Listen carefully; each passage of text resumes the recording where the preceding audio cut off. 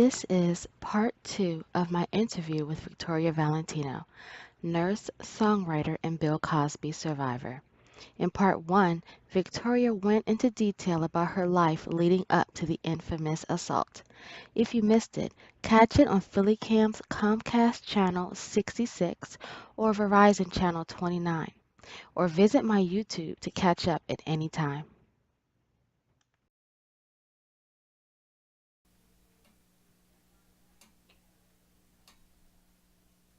So during that time, you said it was the late 60s or so, Hmm. it was pretty customary for guys or girls to hand each other a pill or take a pill.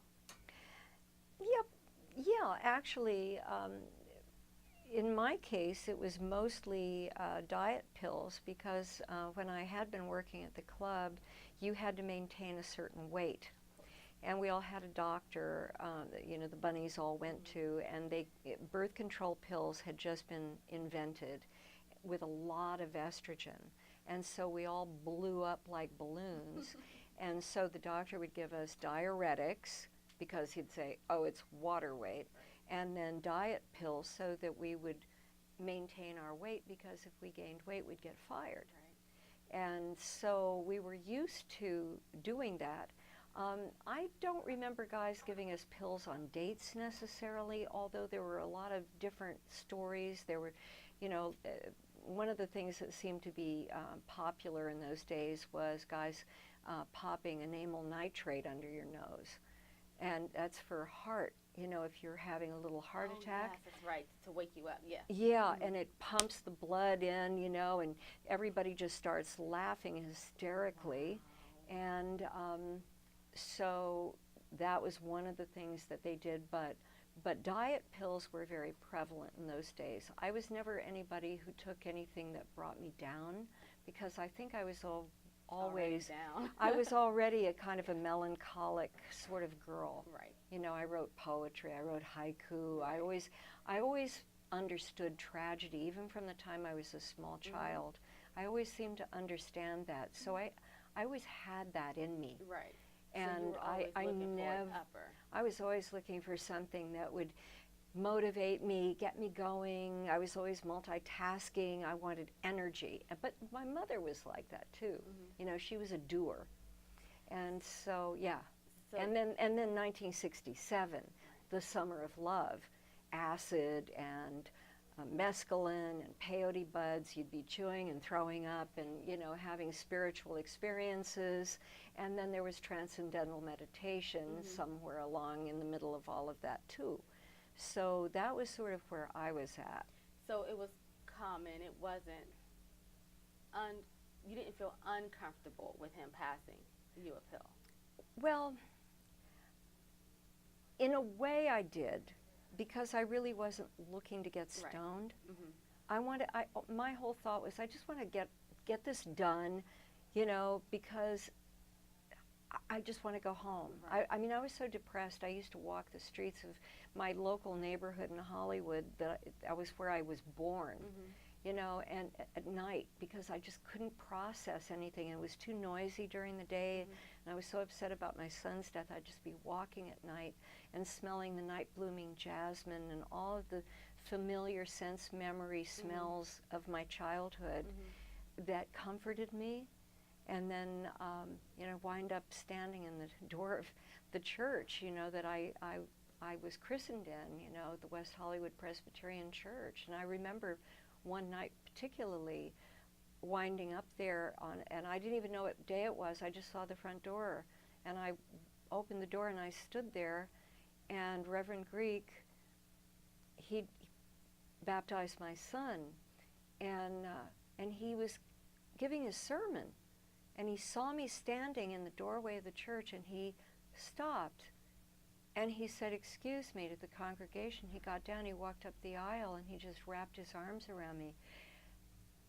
I mean, it makes me cry when I think about it. And he and his wife got up, and they just wrapped me in their arms, and we just sobbed, And they rocked me and comforted me, And that was where I was at that time. So I was in really bad shape. emotionally, psychologically, and I'd also had an out-of-body experience. It was, but after, was it after that? No, I guess it was before that. But I just, I just wanted to die. I wanted to go to my son, no matter what the cost. I didn't know how, but I wanted to go to my son. That's all I wanted. Right. So you kind of felt like, I was the wet blanket. yes, let me take this because I'm no fun and I don't want to Exactly. spoil her chances. Exactly. So I get it. And we're not going to discuss what happened afterward. You can always look that up for yourself. But after that incident, how did you turn your life around? Or what was the motivating factor for you to do so? Well, I can't say that there was one motivating factor, and I can't say that I turned my life around in an instant. Right. Because after that happened, I became suicidal. And my boyfriend came home to my grandmother's house where we were living and caught me trying to slash my wrist.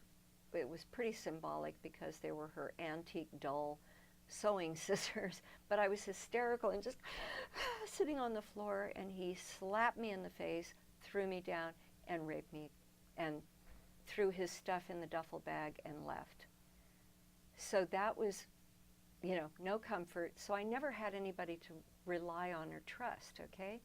So I wound up packing it up. My producer at Capitol said, my wife and I are living out in Topanga Canyon, and I said, I need to get out of town. I need to get out to nature because I grew up in the woods in Connecticut, and I had enough sense to recognize that if I could be out in nature, I would feel nurtured, because that was who I consciously remember thinking to myself, where was I and what was going on in my life the last time I ever felt me, the last time I ever felt like the real me. And I remembered it was when I was a little girl playing in the woods and wading in the stream and being alone, playing Indian and following deer spoor, and sliding on my stomach through, the weeds, watching the family of mink sliding down that mudslide into the pool in the creek, And so I had promised my son that I would take him, that we would move out into nature, because we'd been on location on a film that was filmed in Mendocino County, and I saw how happy he was playing in the woods, and I said, this is it. I knew this is what my goal was. And so I recognized, obviously, he was now dead. I was going to take him in my heart, and I was going to take his dog, my guitar case, and whatever I couldn't store in my mother's garage, and throw it in the car and just go. Right. So that year, I wound up living in a dirt-floored garage for $50 a month. And I'd go into LA for a couple of days' work on a lousy film and make enough money to keep my nose above water, and I'd wander the hills with the dog, pick weeds, dry flowers, wander, drive too fast around curves. Let's kind of play with that. Like, if it happens, but Yeah. not too. Yeah. We're kindred spirits. Yeah.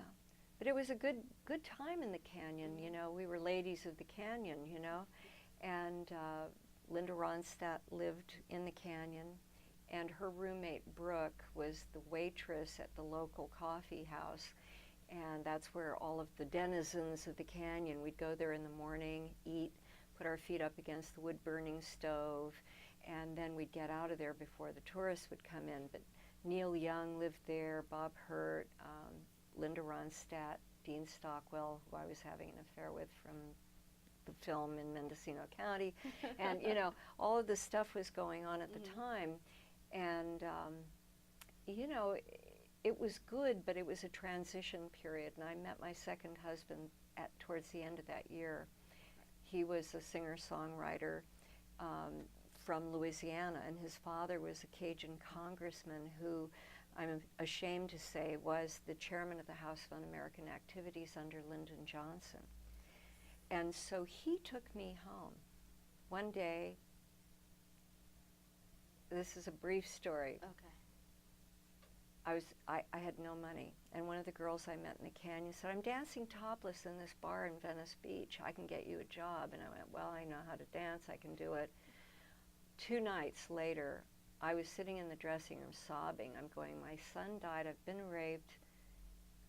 I lost my contract with Capitol. This is my life? And I heard these footsteps running up and down the alley outside the dressing room going, Vicky Blue, I love you, girl. I'm leaving for New Orleans. You coming with me? And all I could think of was nothing to lose. And so I went with him, and we wound up, it was his mother who gave me the will to live again. His mother, very simple woman who was the most humble, kind, loving human being who loved me unconditionally and taught me all of her good Cajun recipes. And we'd be sitting there chopping okra, and all of a sudden her eyes would fill up with tears, and she would look at me and she'd say, I love you, Sha. I love you. And do you know, I left him so many times because he was a crazy alcoholic, and I would go back for her. And she is my saint to this day. She gave me my life back. She gave me what my mother couldn't, because my mother was a narcissistic diva who 2 weeks after my son died said, what are you crying about? Right. So I wound up getting the mother that, you know, God gave me. So that started your healing process. Yes, it did. And I know I didn't say it in the intro that you help survivors of sexual assault. When did you start doing that? Well, it wasn't a plan, and it's nothing formal. It's people just, when they know I've spoken out and I haven't been crucified, assassinated, or been swallowed up in a, you know, in a abyss, they come to me, you know, and they trust me because I've gone public with this horrific story. And so they come to me and I talk with them, and I, you know, I'm sort of like the resource person, you know, I've been the referral person, and it seems like almost everybody I talk to has one story at least. So what made you speak out when the whole incident with Bill Cosby came? Because I know over 60 women have spoken out, but then Yes. there are like maybe dozens more who haven't said anything. And we don't know where the bodies are buried. Right. So what made you decide to speak out? Well, I had pushed it aside a long time, had never really told anybody the dirty details because I couldn't face them.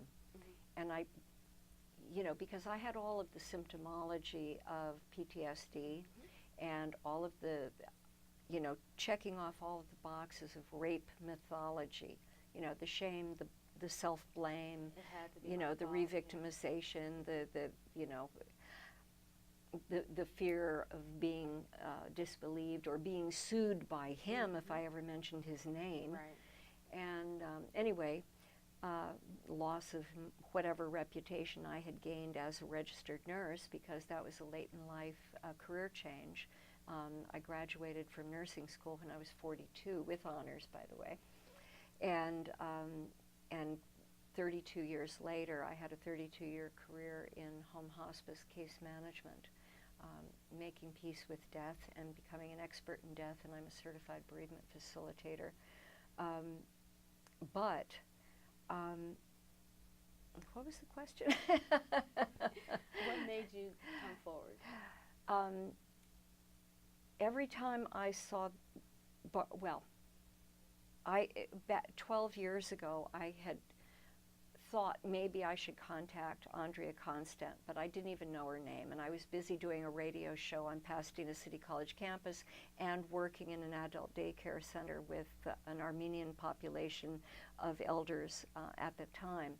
And by the time I really made a decision about it, it seemed like it just disappeared, and I couldn't find any information on it.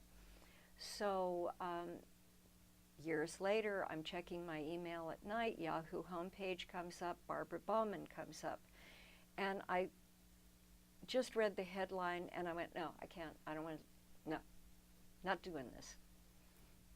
Then the next story, Hannibal Buress. He broke it for everyone, really. Yeah. Yeah. So here this woman had not been believed. 30 years not been believed, right? But a man making a joke about it on stage, calling Cosby out as a rapist, and it goes viral.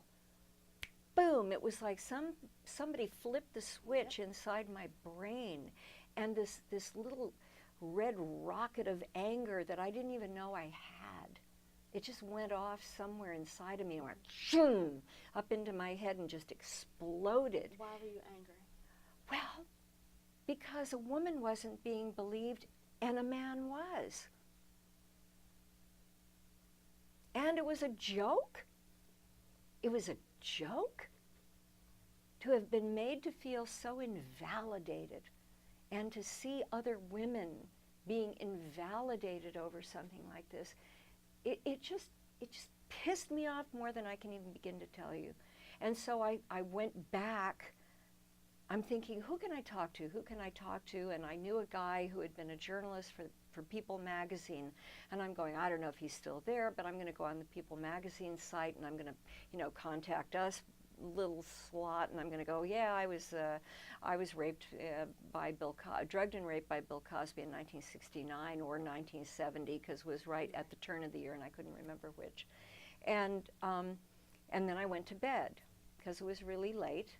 And I woke up in the morning and raced over to the computer to see if I'd gotten a response. Nothing. And then I started looking, who did Barbara Bowman go public with? And I saw Washington Post. So I go on the Washington Post website and I'm looking for the contact us, and I'm thinking it's probably for subscriptions. So I write in the same thing. I was drugged and raped by Bill Cosby in 1969, 1970. And I thought, I'll never hear from them again. Okay. Within the hour, Adam Kushner calls me. And then they tried to vet me with Meg. She refused to speak to anybody. She never answered any of the phone calls. And then all of a sudden, her agent, and coincidentally, she's with Bill Cosby's agency, William Morris. And then I found out, not about a year or two ago, that she was also a guest star on his show in 1986. Makes sense. So, apparently she had a relationship with him on some level, but didn't want to talk about it. Of course.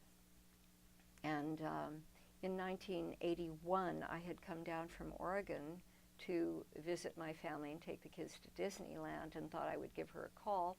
Phone disconnected, the number that I had, so I called William Morris and left my name and number. She called me right back. We caught up, and as soon as I brought up that night, she shut me down.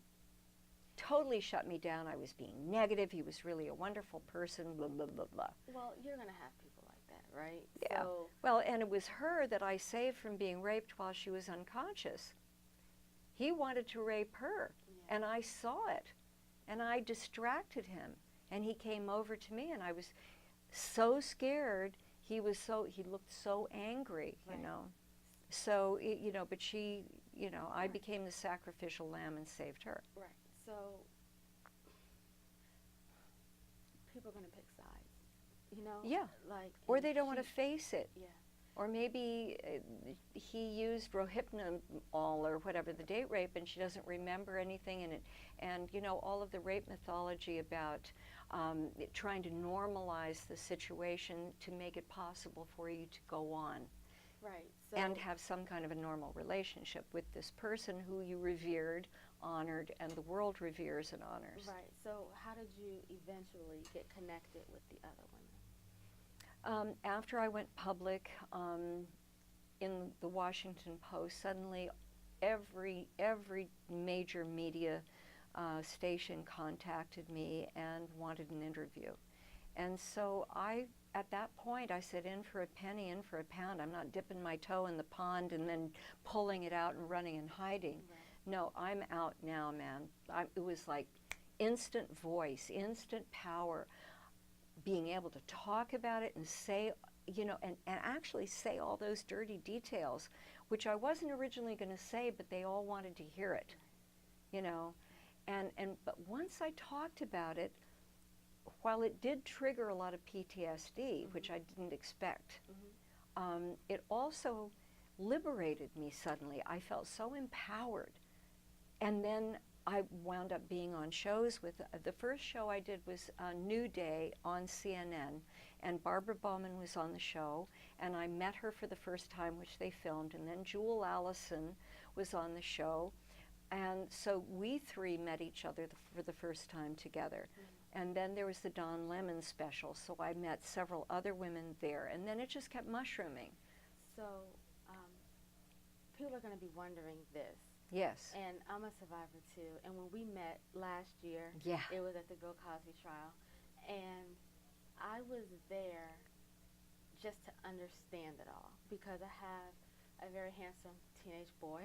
Absolutely. Right. And we have to raise our sons to be respectful and honoring. He actually asked about you yesterday because we drove by the courthouse to see Aww. you. He's like, it's not going to take long though, is it?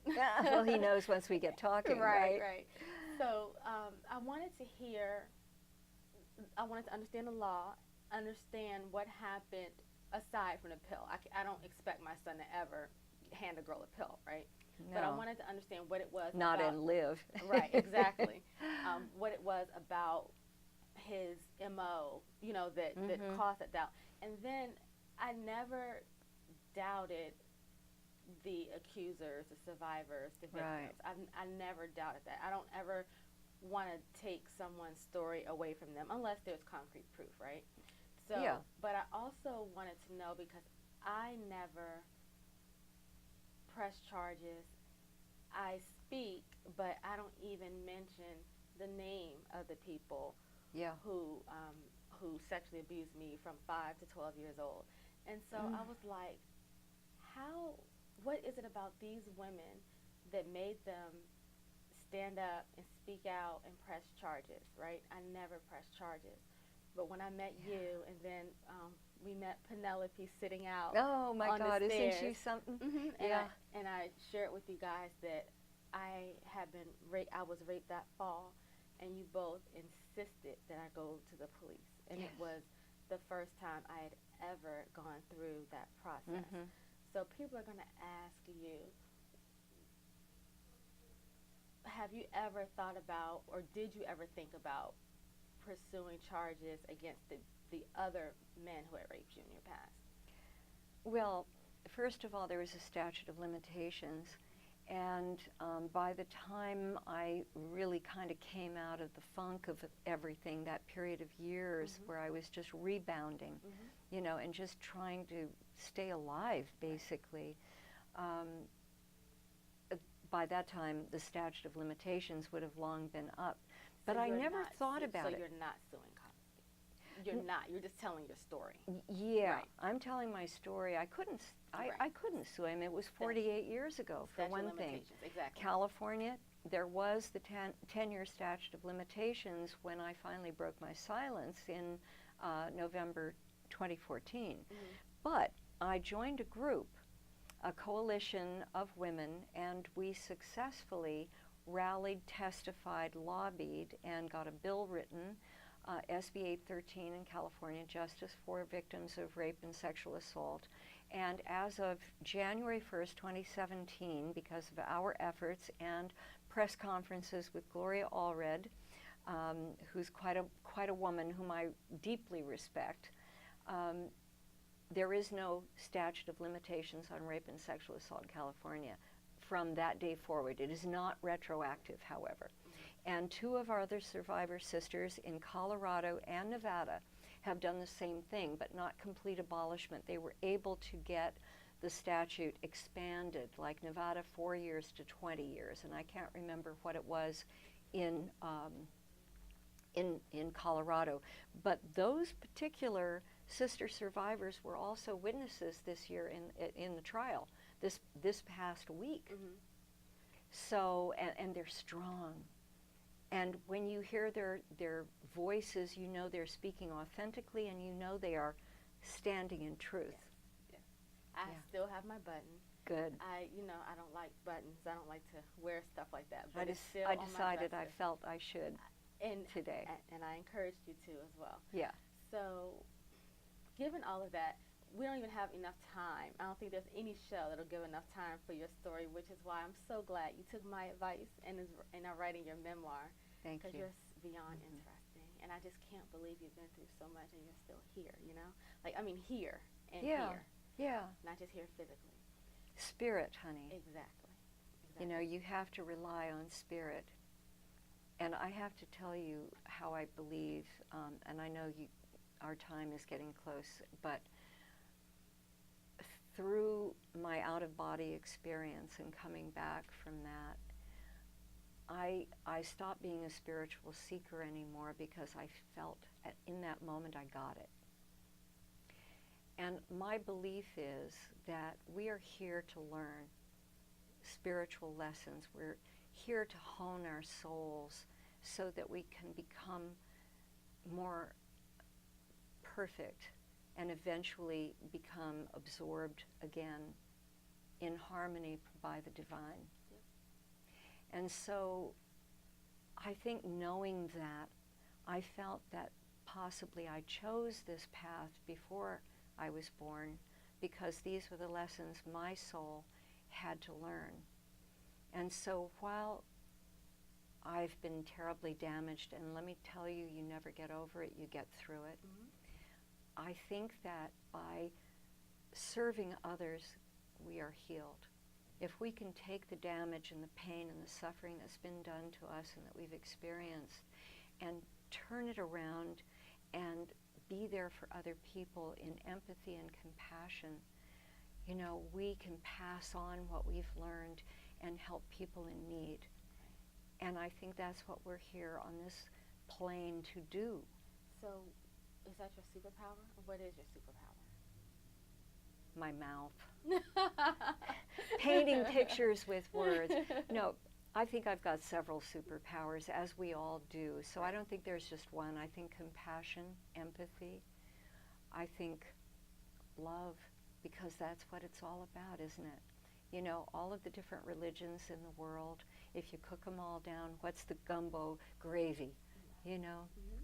You're right. You're right. It's all about love, unconditional love. And that's what I learned from my mom. It was all about unconditional love. So my final question was, all that's said and done, everything that's happened in your life, everything that you have endured and gotten through and helped others, how do you want to be remembered? Whew. That I had the courage to speak out, that I had the compassion and the empathy and the love to reach out to others and to speak the truth and not be afraid of it, to stand in truth and find that I found my voice and that I've been able to move from objectification into self-actualization. But I do want to be remembered as being a loving person. Yeah. I think you will. I think you will. Thank you, Victoria, and thank you everyone for watching. How can people get in touch with you? Well, I'm on Facebook, Victoria Valentino, not the porn queen who stole my name a few years ago. Yeah, but you'll recognize me. I'm standing there in front of cameras and microphones, Okay, speaking my truth. Amen. Mm-hmm. So, thank you for watching Power from Pain. Good night. And thank you. Oh my God. Thank you. Thank you very So much glad for you didn't having cry. me. Because if you cried, I would have cried. It would have been a wrap. But you know I was on the verge. I know, several times.